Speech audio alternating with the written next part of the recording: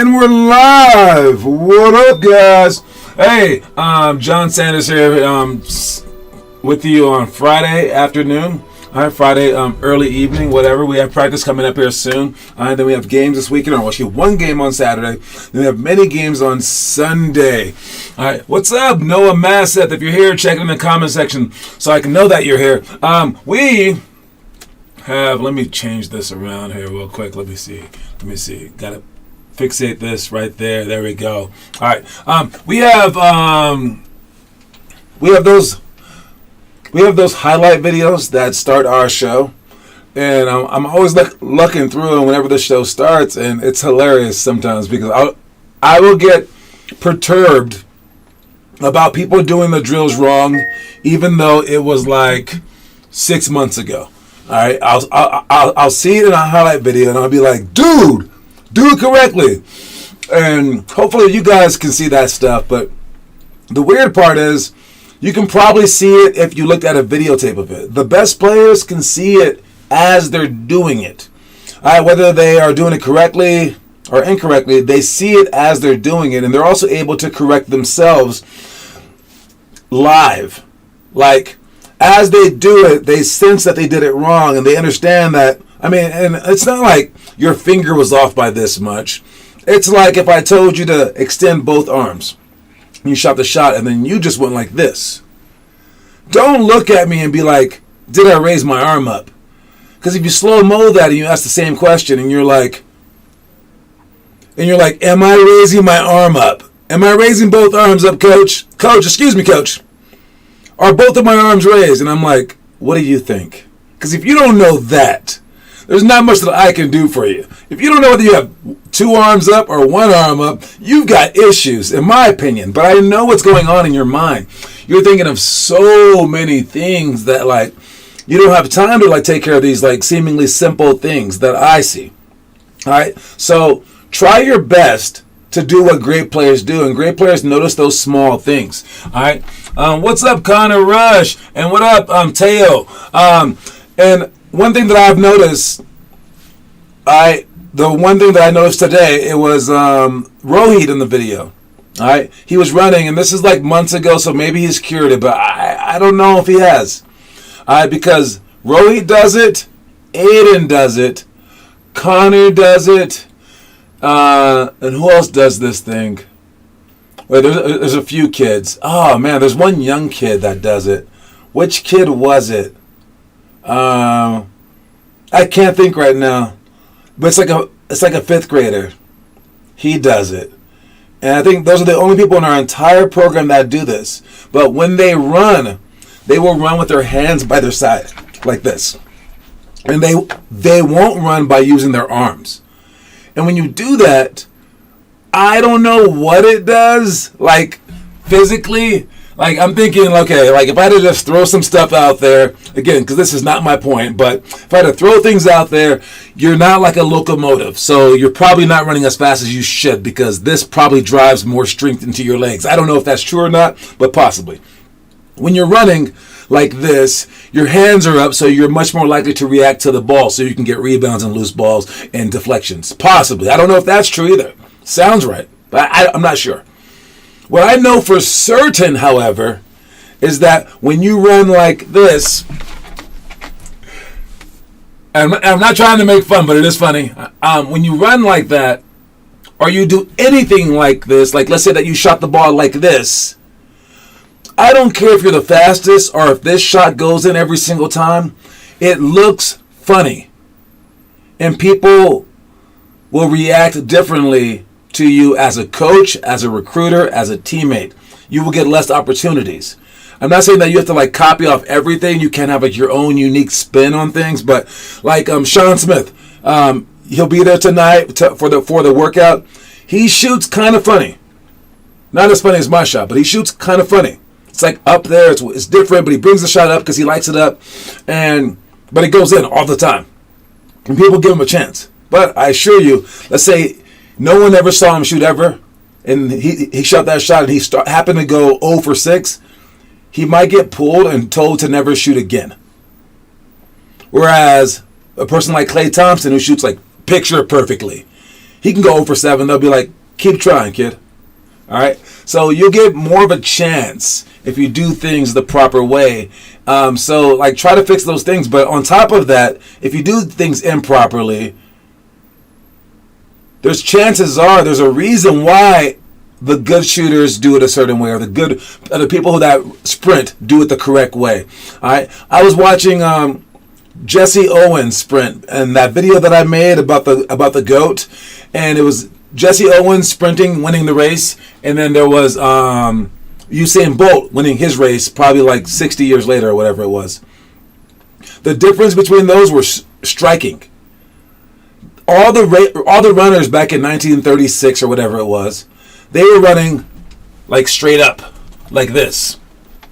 And then all the runners in Usain Bolt's time, they were leaning forward.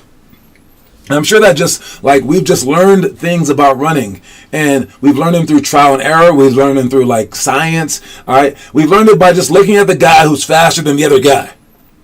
So stop doing this weird stuff, guys. Fix it, please. All right, what do we have in the comment section? Congrats on winning the coin, Teo. Oh yeah. Wait, I was just waiting now. It started.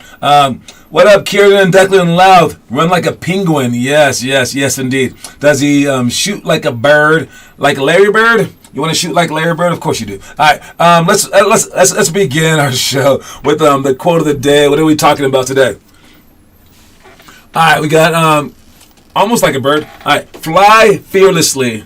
Regret nothing you love. All right, it's that last part. It's that last part that you have to watch out for, okay? Because you're going to regret things in life. You're going to have regrets. It happens, okay? But you have to make sure that you regret nothing that you love.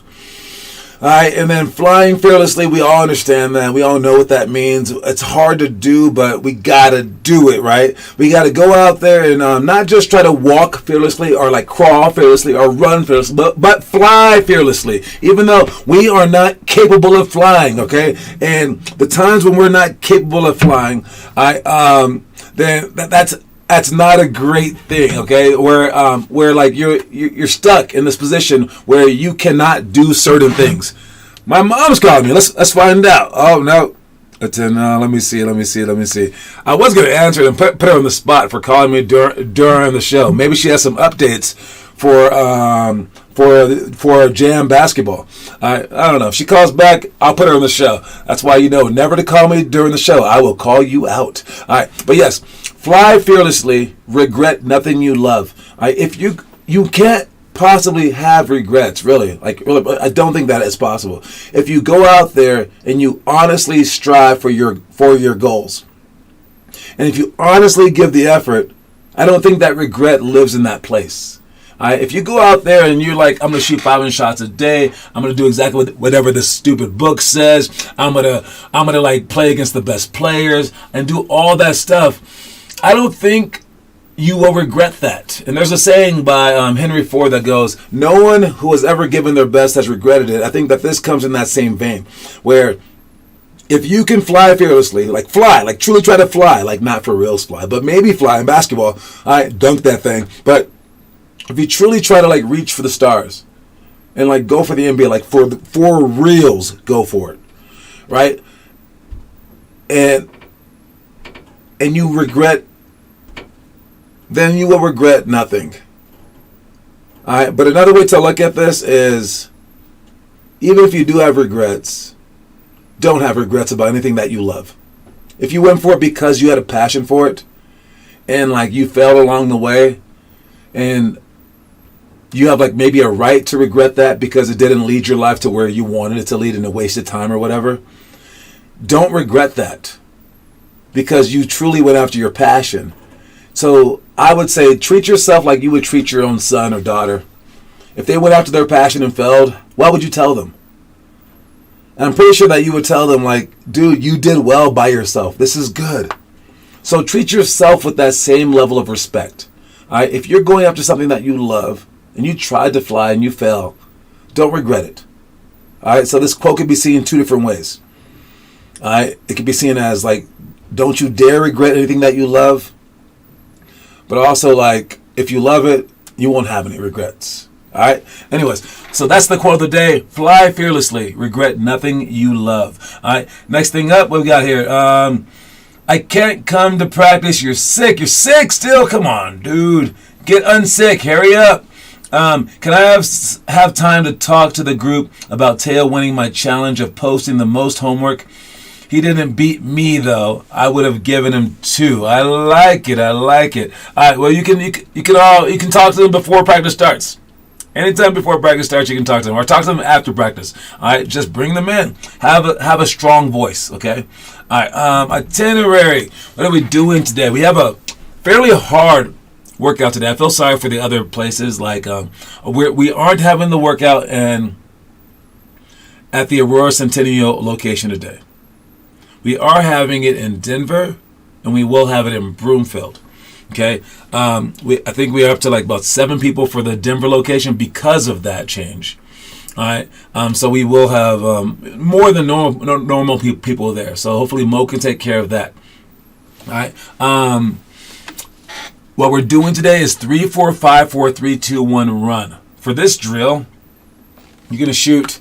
And just a group of 2 people. Okay, 1 rebounder, 1 shooter. If we have a ton of people in a few baskets, you can do this with a passer, rebounder, and shooter. But either way, the shooter will just shoot 3 shots. He makes 3 in a row, switch.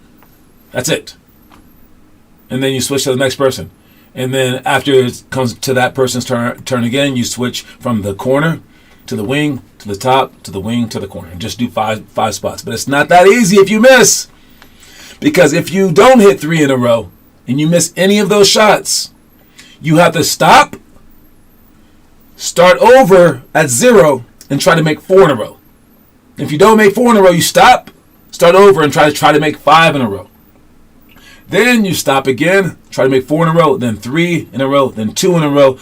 Then, if you don't make those 2 in a row, you stop again, start over, then you got to make your next shot. If you miss that next shot, you run. So it starts off with 3, then 4, 5, 4, 3, 2, 1, run. And that's why it's called that drill.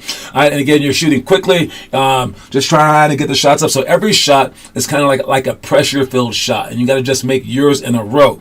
And at first it gets harder, but then it'll get easier, but then it gets more dangerous because you're at the end. All right, if you understand that drill, just getting up shots, all right, and then rotating. It's not too complex, but it kind of is. All right, it's just 1 sprint down and back just for that shooter, and then we go to the next shooter. The countdown game is a fan favorite. Right. I might include the countdown game as our timing group.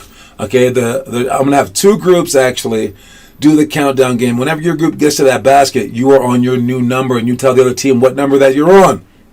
So the groups will get longer and longer and longer as we go. All right. So it gets pretty complex with a lot of people, but basically we start off with, like, let's say you could be in an individual group or a group. An individual, you could be an individual or in a group. All right, and you will start at a number like 5.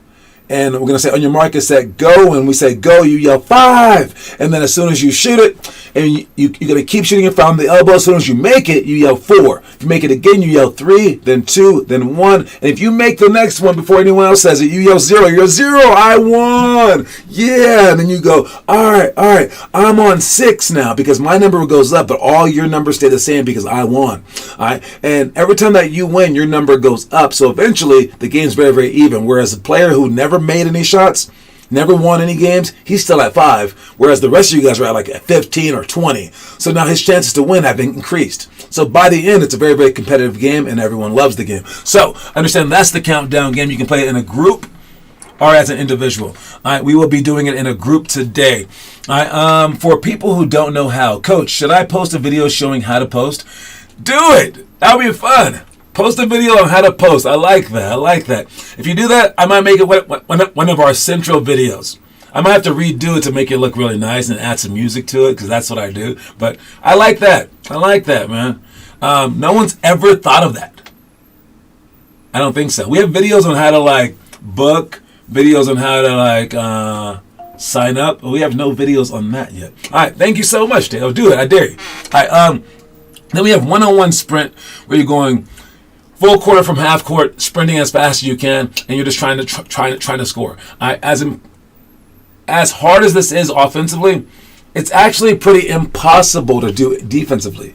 If the guy is sprinting and he's able to change direction, playing defense on that is nearly impossible. I would not blame you. All right? The best that you can do against a really good player is sprint and turn him, then try to turn him again and make him shoot a tough shot. Because if you lean too much in and he hits you, it's a foul. If you don't jump to one side too much, he's just going to blow right by you. Because he's sprinting, he knows which direction he's going. It's a really hard play. But somehow, some way, our defenders stop ourselves every freaking time because no one can go fast. And we start walking in for some reason. Why are you walking in? It's a one-on-one sprint. Does it say sprint? Yes, it says sprint.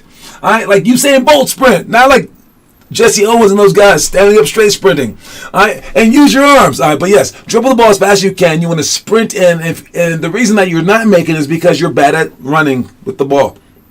You're bad at crossing over at the last second. You only get better at that by actually trying to do the drill during the drill. So, yes, you're going to mess up. Try. All right? And be able to go left hand and right hand. You just switch directions. As soon as he picks which side that you want to go on, just cross over, and then you go at him again. And you try to score with the left hand right at him without slowing down at all. That's the goal for one-on-one sprint. All right, and then the next person's going right away. If you get scored on, you have to be on defense again. If you don't score, then you're on defense. Going foot fire from the 3-point line, and then the person from half court is sprinting in. They have 5 seconds to score. All right. I also wrote 5 paragraphs about it with the challenge. I like it, Taylor. You're a good student, man. Hey, if you keep going, man, you're bound to be good. So if you're trying not to make college basketball, you're doing a bad job of it, man. All right, because if you keep this up, you're bound to be good. Trust me. The next one is successive dribble shots. All right, we have dribble between the legs, behind the back. Count them. Dribble is 1. Between the legs again, behind the back. There are 5 different things. You have 2 hands, so that makes 10 different things. The first time that you catch it, and you do them all low, you catch it, dribble with the right hand, pull up and shoot. Catch it again, dribble with the left hand, pull up and shoot. Then you do the second part. Catch it with dribble with the right hand, then between the leg and shoot. Then dribble with the left hand between the leg and shoot. Then you go to the third part. Dribble between the leg once, between the leg twice, and shoot. And it has to be low and quick. Then you go with the other one, dribble between the leg, shoot. Then you go dribble between the leg, behind the back 1 time and shoot. Dribble between the leg, behind the back 1 time and shoot. Then the last one is dribble between the leg, behind the back and shoot. And then dribble between the leg, behind the back and shoot with the other one. And then you just switch. There's 10 shots that are shot. There's 1 rebounder, 1 passer, and that's how we rotate. All right. So we're gonna have 2 shooting groups. 1 shooting group doing the 3-4-5-4-3-2-1 run. The other shooting group doing the successive dribbles. All right, so you're going to get a lot of shots up today. Hopefully your groups are organized so you guys get to understand this stuff. All right. Next thing is diagonal hurdle layups. If you don't have hurdles, you can use a basketball. Just don't trip on the basketball because it might kill you. You can use a rock. We'll do whatever you want. But you start from the free throw line and you jump sideways diagonally. Jump. And on the last jump, you jump huge, and then you jump and twist and try to score it, keeping the ball high the entire time, and then you just repeat through that. All right. Our next one we got is sandbag slides. Those with the ball, so we get to use those balls again. You put the ball up and out, up and out. You walk straight or jog straight, and then you get to like a T. So if you start on the baseline, you can go up to the free throw line like this. And then you get out to the free throw line. You slide all the way outside the key, slide all the way out to the other key, slide back to the middle, and then you go like this as you go backwards again. So you're making a T the entire time. All right, when you're going with your slides, hold the ball straight out. All right, the balls are heavy. You got to get used to it, but you're going to go with a defensive slide. So it's just running forward, slide back to the middle, run backwards. Run forward, slide, run backwards. Over and over again, just making that T. And we're getting stronger while we're getting better. All right. Our last one. Do you have any videos on the website so I can try to record it when I get better? Videos on the website? Oh, you know what? We have some videos on the website, but I'm transferring all of them to YouTube, so we will be limited on which videos that we have on the website right now. All right. We were trying to film as many as we can after those practices, but kids are running around shooting, and we have to stop them from shooting. We got to get that more organized so I can get as many videos filmed after practices as possible. I tried to get gyms on the weekends, but I could not. So, and also the look on everyone's face is like Connor and all of them. They're like, "How many more videos do we have to do?" I'm trying to like get Connor and Kieran and Noah to be okay with doing all these videos. Maybe we'll film a whole bunch tonight since it's a Friday night, possibly. All right, so hopefully you guys can help out again. We will get all the videos up sooner or later, especially for the workouts. So by that time, all right. Sorry about that, guys. All right, we will get videos up there so you guys can know what these drills are. But hopefully I just described it well enough so you can at least try to do these things. Anyways, all right, that's what we have for that. Let's move on. Does the weights with the slides have to be heavy or just balancing? Heavy is best. So you can carry anything heavy, anything that is heavy for you. All right. You can look at mine. Yeah, you can look at Noah's videos. I've actually been sending the coaches to Noah's videos as well. So hopefully Noah's doing a good job of them. All right. Moving on, we also have our elementary school drills that we'll be doing later on this week, which is overhead board passes, drive left, right, pass high, low, on ball defense, ball jump versus face cut, Kobe post, double bounce series. And then for the stuff that we just recently did, it was back down series, pick and roll, rescreen, Statue of Liberty, 2-ball catch, dowel jumps, and then peekaboo shots. All right, moving on to our challenges.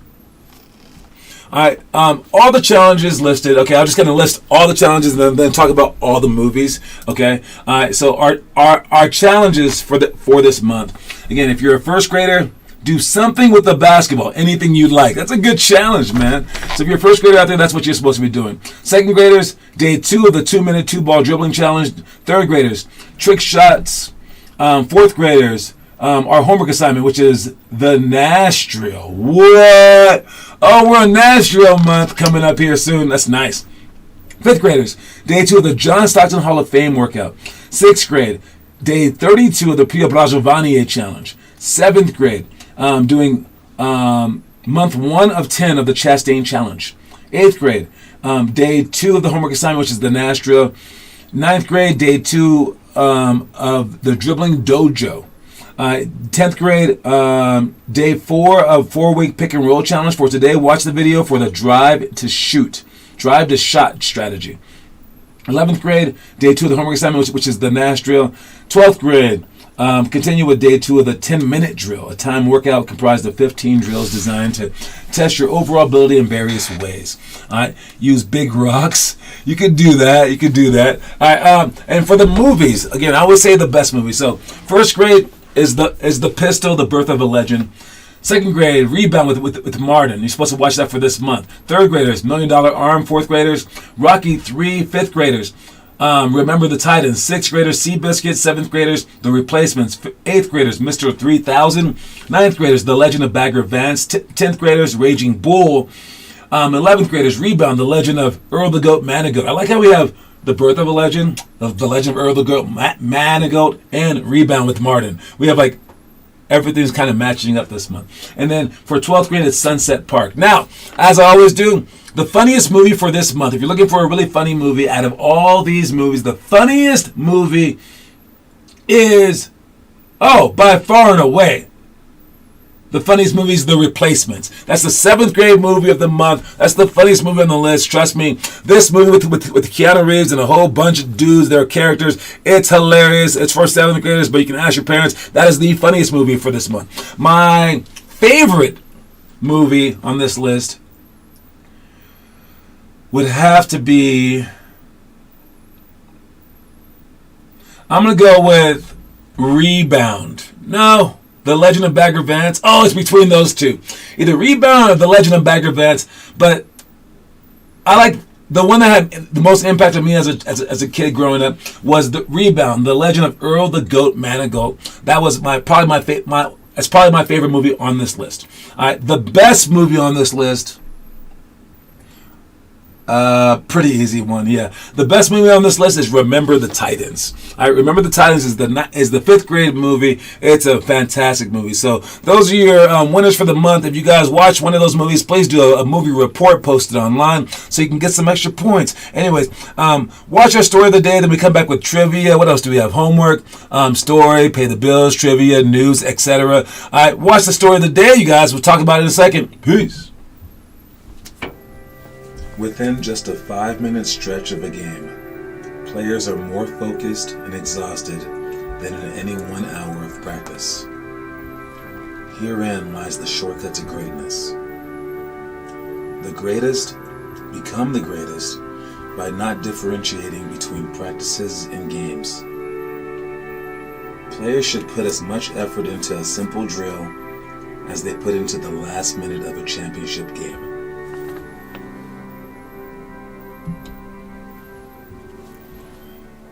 There should be no difference between practice and games. You should play just like you practice just like you play, and that's not possible for some people. Some people are just exhausted from that. Some people, their minds can't handle that kind of pressure. And I get that, but that means that you weren't meant to play. This is not for you. This is for everyone who is in the middle and anyone capable of becoming great. Some people literally aren't capable, and it's not your fault. If you are capable of becoming great, that's how you do it. All right, you go out there in a game and you guys can't sprint after the first 5 minutes because you're so exhausted because you're running everywhere. That's how you should practice. That's how you should work out. All right, and then you just get used to that, and all of a sudden the games become easy. All right, after you practice so hard and you work out so hard, the games become easy. All right, so just understand that you have to see both as the same, be excited for both the same. All right, they should both weigh the same. All right, one is not bigger than the other one. All right, you should be just as excited to play in a game as you are to work out, and then you go with just as much zest to do those things. All right, just as much energy is given for those things as well. All right, got it? Let's take care of our trivia question today. The trivia question today is pretty hard, but you have 3 minutes to answer it, guys. All right, let me see. All right. Okay, there was the UNLV Running Rebels. They made the Final Four in 1977, in just their 8th year after joining Division I. What was their team's nickname? What was the UNLV, the Running Rebels? What was their squad known as in 1977 after they made the Final Four? What was UNLV's nickname? That's a really, really hard one. It's really, really random. I've never heard this day in my life. All right, but it has a number in it. In their nickname, it has a number. All right, what was that number called? And again, we are on the trivia question for the day. So who's winning trivia this month? Probably Kiernan. Yeah, Kiernan Louth is up 5. Teo has 2. Connor Rush has 1. What was that? What was that nickname? There it goes. It's the hard way 8. The hard way 8. There you go. The hard way 8 was their nickname. Great job, Connor Rush. That means that you have 2 wins for the month. Fantastic job. I don't know why they were called it, but I'm guessing their top 8 guys were hardcore or something like that. I have no clue. And last thing that we're talking about. Oh yes, why are some odds makers saying that the Warriors won't make the playoffs? And they're saying if you look at the statistics of it all, blah blah blah. Should we even think about statistics when it comes down to like whether a team's is going to win or not? I know that's the whole goal, to win games, and then as like a journalist, it's your goal to look at the stats, and the stats are there for a reason, and the stats do mean something, but are stats everything? Especially with a team as smart as the Golden State Warriors and a player as great as Curry. I think when you have players who are outliers, and there's probably only like 7 players in the NBA like this, when you have players like Giannis, players like LeBronis, players like Curryonis, players like Joker, you never know when they're just going to go off. Like KD, even Kyrie. When you have players like that, you don't know when they're going to just score 60. And all your little stats mean nothing. Maybe they can't play defense. Maybe they can't do this, or they're still James Harden. All right, and I think when you have those players, it throws all the stats out the window, and that's what you should be doing. All right, yeah, maybe like the stats say that a short person can't do this, or a skinny person can't do this, or a slow person can't do this. You throw all the stats out the window if you're someone special. If you're someone able to like step it up to a whole new notch because the pressure is there and you love pressure like that, then no one can stop you. And then the stats don't matter. All right, Stephen A says repeat. He says repeat. Well, whatever Stephen A says is usually wrong, so that means that they have no chance. Dang it, Stephen A. All right, anyway, that's all the time that I have. Don't forget that the quote of the day, you guys, is fly fearlessly. Regret nothing you love. All right. Hopefully you guys aren't doing push-ups tonight. Know the quote of the day. All right. I'll see you guys tonight at 7 for the Broomfield one. I will get Sean Smith there as well. And then Derek should be coming as well. We also have Mo in Denver. And I'm not sure where Coach Reggie will be. But yes, that is everything. I will talk to y'all later. Reese's Pieces. Take the most amazingly talented team of 12 players in the country right now. If they replace the worst player on the roster with you, it would be you want me to just talk about homework? I got homework. Okay, let's see the homework. Let's check out the homework. Where's the homework? Here's the homework. Here's who's posted the homework. I see the comment section. Rohit Dawes is posting this homework. Rohit Dawes. And then Noah Masters did the 7-minute drill, which you'll have a chance to do tonight as well. Have a chance to do it tonight. Maybe when we're in front of Sean Smith, maybe you can ask him to do it with you. I don't know. The countdown game's right there. But anyway, great job with the homework. All right. Now I'm out. Talk to you later. Peace. Inspired to work harder than you are now because of the opportunity, then the fact you aren't working that hard now is one of the reasons you can't make that team in the first place.